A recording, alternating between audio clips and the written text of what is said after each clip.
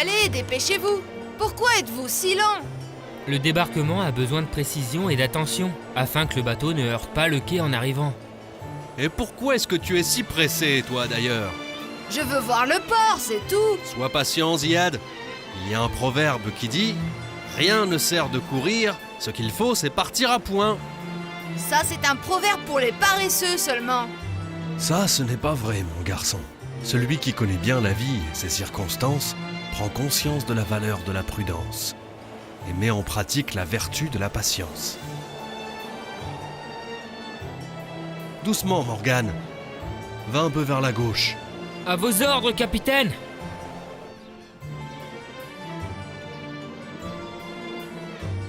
Nous avons enfin débarqué. Je serai le premier à descendre sur la terre ferme. Fais attention de ne pas tomber à l'eau.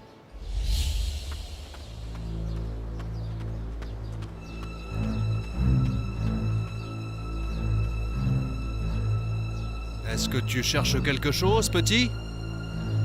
Oui, je cherche mon père et ma mère. Je les ai perdus. Je crois que ton père est un marin, non? Non, mes parents sont des bédouins. Ah ouais, je les ai rencontrés. Où ça? Dans un endroit proche du port. Allons-y. Je vais d'abord le dire au maître de la mer. J'ai peur qu'il s'en aille avant qu'on arrive. Viens, c'était pas très loin. D'accord, je viens avec vous. Dépêche-toi. J'ai entendu dire qu'ils avaient l'intention de voyager aujourd'hui.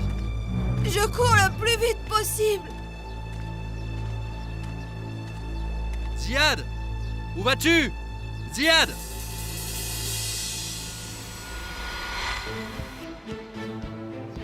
Loulou, où est Ziad?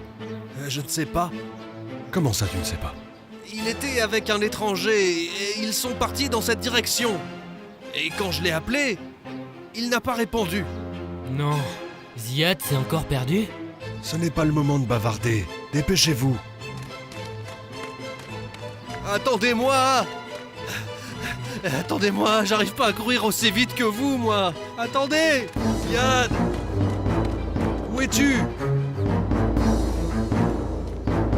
Surtout, n'ouvre pas la bouche!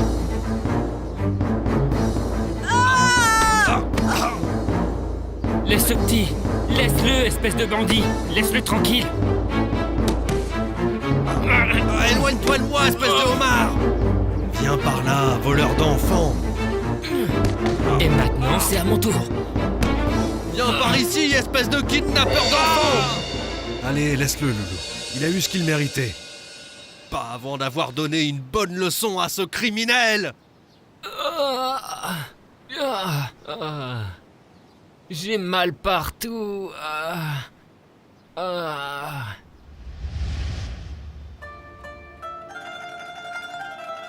Tout ce qui nous est arrivé, c'est par ta faute, Ziad.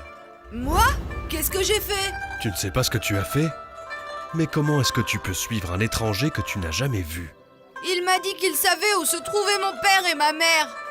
Formidable! Et pourquoi tu n'as pas attendu qu'on vienne avec toi? Parce que je n'ai pas pu attendre.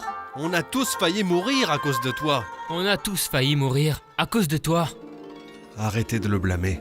Il y a quelqu'un qui a fait preuve du même empressement. Avez-vous oublié ce que notre prophète Moïse, que la paix soit sur lui, a fait avec Al-Kidr? Je ne comprends pas, maître de la mer. De quoi est-ce que vous parlez? Tu n'as jamais entendu parler de l'histoire de Moïse avec Al-Kidr, le bon serviteur de Dieu? Non, je ne l'ai jamais entendu. S'il vous plaît, racontez-la moi. Notre prophète Moïse faisait un sermon au peuple d'Israël, en leur disant des paroles touchantes, qui leur mirent les larmes aux yeux et attendrirent leur cœur. Et quand il eut fini son sermon, un des assistants se leva et lui dit « Ô messager d'Allah, y a-t-il sur cette terre quelqu'un de plus savant que toi ?» Le prophète Moïse répondit non. Alors Dieu lui reprocha de ne pas lui avoir restitué le savoir. Et il lui révéla l'existence d'un serviteur plus savant que lui au confluent des deux fleuves. Et il lui montra comment aller jusqu'à lui. Dieu lui dit de prendre un poisson, de le griller et de le mettre dans un panier. Et quand il arriverait au confluent des deux fleuves, le poisson grillé sauterait dans l'eau et le guiderait vers Al-Kidr, le bon serviteur. Et qui est ce bon et savant serviteur? Eh bien, l'histoire nous apprend que son nom est Al-Qadr, prononcé Al-Qidr, et il était l'homme le plus savant durant cette période. Au nom d'Allah, le tout miséricordieux, le très miséricordieux. Moïse lui dit « Puis-je te suivre pour que tu m'enseignes un peu de la sagesse à laquelle tu as été initié ?» « Tu n'aurais jamais assez de patience, répondit l'inconnu, pour rester en ma compagnie. Car comment pourrais-tu assister sans manifester ta curiosité à des choses dont tu ne saisiras pas le sens ?» Moïse lui répondit « Tu trouveras, s'il plaît à Dieu, en moi un homme toujours patient, et je ne te désobéirai point. » « Eh bien, dit le personnage, si tu me suis, ne m'interroge sur rien et attends que je t'en parle le premier. Allah le majestueux a dit vrai. »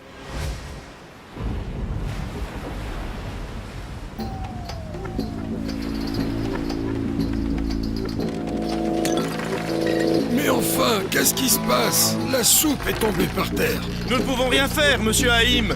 Ce sont les vagues. Une grosse tempête arrive.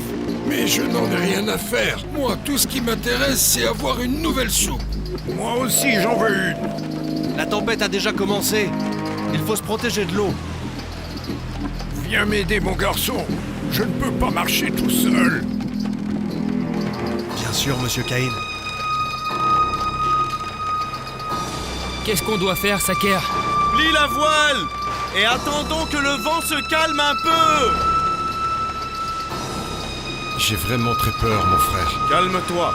On ne doit surtout pas inquiéter les passagers. Il n'y a pas un port dans les environs? Nous ne contrôlons plus le mouvement du bateau comme tu le vois. Nous allons essayer de nous rapprocher de la terre pour débarquer. Le bateau des pauvres marins s'est arrêté près de la terre ferme où marchait Al-Qidr, suivi par le noble prophète Moïse, que la paix soit sur lui, qui voulait apprendre de lui. C'est étrange. La tempête s'est arrêtée soudainement. Oh, il y a deux hommes qui nous font signe. Un des deux est Al-Qidr. Et dis-moi, qui est Al-Qidr? Un homme béni et vertueux. Mais il ne traîne pas beaucoup avec les gens. Est-ce que nous allons prendre de leur argent? Bien sûr que non.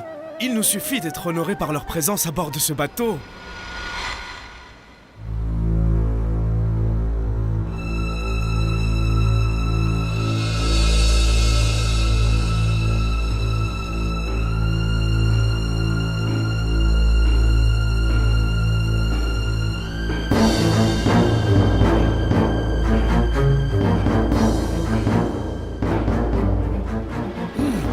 Mais quel est ce bruit insupportable? Je n'arrive pas à dormir. Je crois que c'est seulement le bruit des vagues. Des vagues qui heurtent le devant de notre bateau.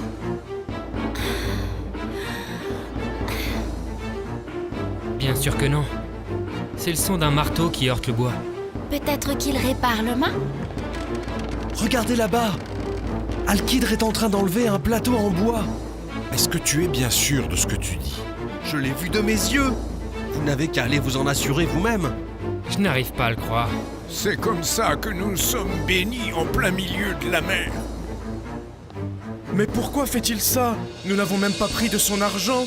Au nom d'Allah, le tout miséricordieux, le très miséricordieux. Ils partirent donc ensemble et montèrent à bord d'un navire sur le flanc duquel l'inconnu s'empressa de pratiquer une brèche. « Pourquoi » s'écria Moïse. « Y as-tu pratiqué cette brèche? Est-ce pour en noyer les passagers? En vérité, c'est un acte abominable que tu viens de commettre. » L'autre rétorqua. « Ne t'avais-je pas dit que tu n'aurais jamais assez de patience pour rester avec moi? »« Ne me blâme pas trop, reprit Moïse, pour mon oubli et ne me soumets pas à une trop dure épreuve. Allah le majestueux a dit vrai. » C'est notre prophète Moïse qui a demandé pardon à Al-Qidr parce qu'il a abîmé le bateau? Sois patient et ne juge pas trop vite. Est-ce que faire noyer un bateau, c'est mieux que de le laisser naviguer? Tu es en train de m'interrompre en plein milieu de l'histoire, Ziad. Et tu ne me laisses pas une opportunité pour te raconter ce qui s'est passé. Vous avez raison. C'est juste que je suis surpris. Une personne meilleure que toi et moi a été surprise aussi. Il s'agit de notre prophète Moïse. Mais il s'est souvenu de la promesse qu'il avait faite à Al-Qidr. Et il a poursuivi en silence le chemin en sa compagnie. Et qu'est-ce qui s'est passé après? Ils ont quitté le bateau et ils ont repris leur chemin sur la terre ferme. J'ai beaucoup de bonbons, vous savez. et j'en donnerai un à celui qui gagnera ce jeu. Est-ce que c'est un bonbon au piment, comme tu nous as dit? Mais non, je plaisantais seulement. D'accord. Toi, va te cacher, Aïtour. Et celui qui te trouve aura gagné. Ah oui, je suis le meilleur pour les cachettes. Mais ne te cache pas avec des feuilles d'arbre. Nous croirons que tu en es un. Allez, que tout le monde ferme les yeux. Maintenant, comptez de 1 jusqu'à 10.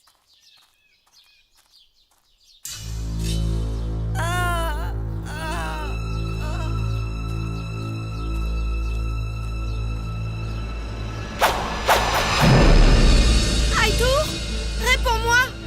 Au secours. Qu'est-ce qui s'est passé? Il s'est évanoui? Non, il est mort. Ma mère était comme ça aussi. Son sang est en train de couler. Qui l'a tué? Je ne sais pas. Qu'est-il arrivé à mon fils? Je ne sais pas. Je vous jure que je ne sais pas, monsieur. En fait, on était en train de jouer à cache-cache. Et quand on a ouvert les yeux, on l'a trouvé comme ça. Mon fils. Oh, mon petit garçon.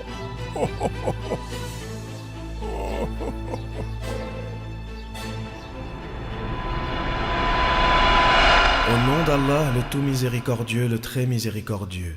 Puis ils reprirent ensemble leur route et firent la rencontre d'un jeune homme que l'inconnu ne tarda pas à mettre à mort. « Quoi » s'indigna Moïse. « N'as-tu pas tué là un être innocent qui lui n'a tué personne? Ne viens-tu pas de commettre une chose affreuse ?» L'autre dit, « Ne t'avais-je pas averti que tu n'aurais pas assez de patience pour supporter ma compagnie ?» Moïse dit, « Si je te questionne encore sur quoi que ce soit, tu auras le droit de me priver de ta compagnie. Tu n'as été en vérité que trop patient avec moi. Allah le majestueux a dit vrai. » Qui doit pardonner à qui?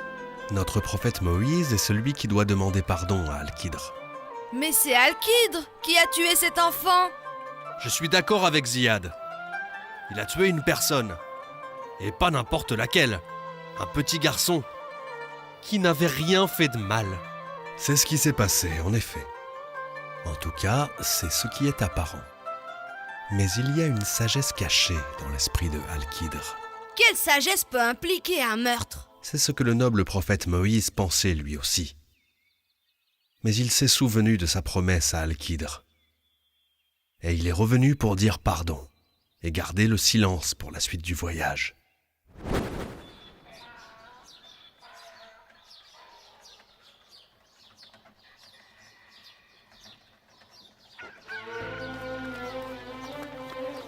Allez, avance. Je sais que tu as chaud et que tu as soif. Sache que j'ai encore plus chaud et soif que toi. Arrête de discuter avec l'âne Chalalil et parle plutôt de la marchandise. C'est exactement ce que je fais depuis des heures. Et personne ne nous achète rien. Tu n'es pas très bon pour vendre, toi. Il faut bien travailler pour mériter ton salaire. De quel salaire tu parles? Dans ce village, tout le monde est avare. Si notre village ne te plaît pas, alors quitte-le. Regarde ces deux hommes là-bas. Dirait des étrangers. Oui, et alors, qu'est-ce que ça peut faire? Tous les gens leur ferment les portes de leur maison. Et personne ne leur offre à manger. Offrir à manger gratuitement? Qu'est-ce qui te prend? Donnons-leur au moins un peu d'eau alors. L'eau non plus n'est pas gratuite. Oh, c'est incroyable. C'est Al-Kidr, un homme bon. J'ai même entendu dire que c'est un prophète. Je me fiche de ce qu'il est. Nous ne lui donnerons rien gratuitement.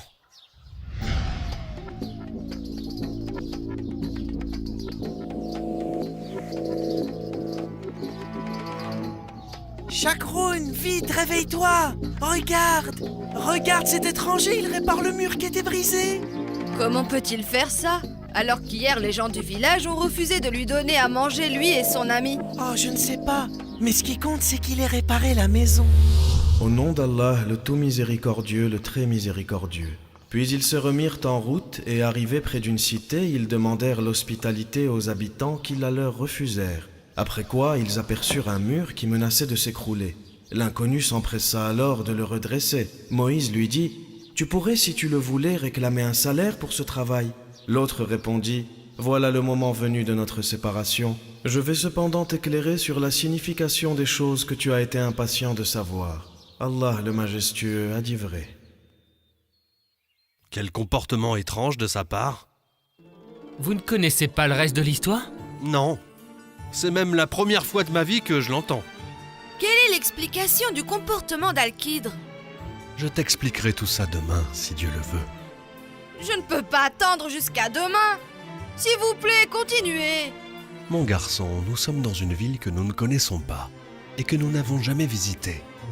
Et ils ont essayé de te kidnapper en plein jour, alors que pourrait-il en être la nuit? Oui, cet endroit est vraiment très sombre. Allons-nous-en. Bien que je sois aussi impatient que Ziad de connaître la suite de l'histoire, je pense que vous avez raison. Il faut qu'on s'en aille. C'est l'histoire la plus extraordinaire que vous m'ayez racontée, maître de la mer. Quand tu connaîtras la suite, tu seras encore plus surpris de la sagesse de Dieu le Tout-Puissant.